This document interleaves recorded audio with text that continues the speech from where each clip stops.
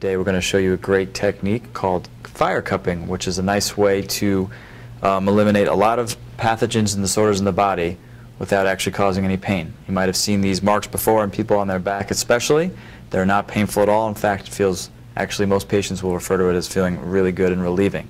So what it is actually, there's different forms. They make plastic ones with a vacuum, but the most traditional kind that's used is a glass cup like this, of this nature.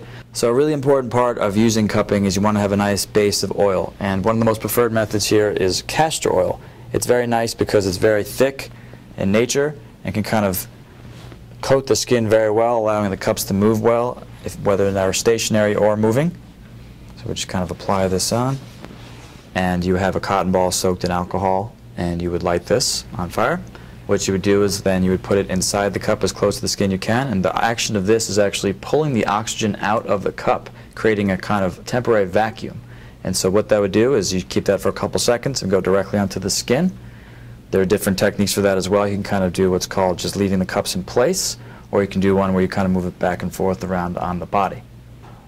So cupping is a great traditional way to treat a lot of disorders, one being if someone has a lot of respiratory issues, whether it be asthma or allergies, a really great way, especially in the upper back right here, to kind of pull that out, kind of bring some warmth into the body and pull out some of the pathogenic factors that are lingering inside. Another great thing is just for like orthopedically or pain-wise, really great for local pain. It's like a nice way to give someone almost like an internal massage without actually rubbing into their muscles or causing increased pain.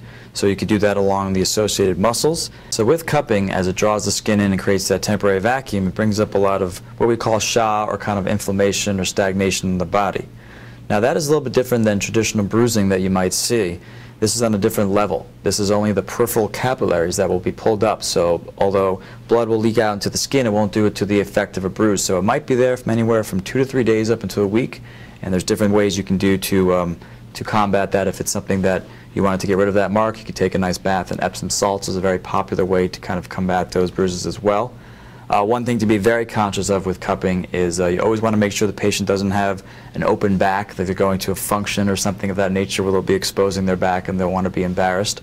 And another thing is, because we're kind of pulling up the inflammation from the skin and the body here, you want to be very conscious of elements of nature. You don't want to expose the back to unnecessary sun. You maybe want to stay out of the ocean or water, anything of that nature. Definitely want to keep your back protected from any type of windy elements or any kind of cold or rain, because what we're doing is we're opening up the pores and we're allowing it to kind of breathe. So of course, with anything like that of nature, wind, sun, rain, it could easily penetrate the body and you can make the condition worse. So it's just something to always tell your patients to be very conscious of that, especially after the treatment in the days leading up to that as well.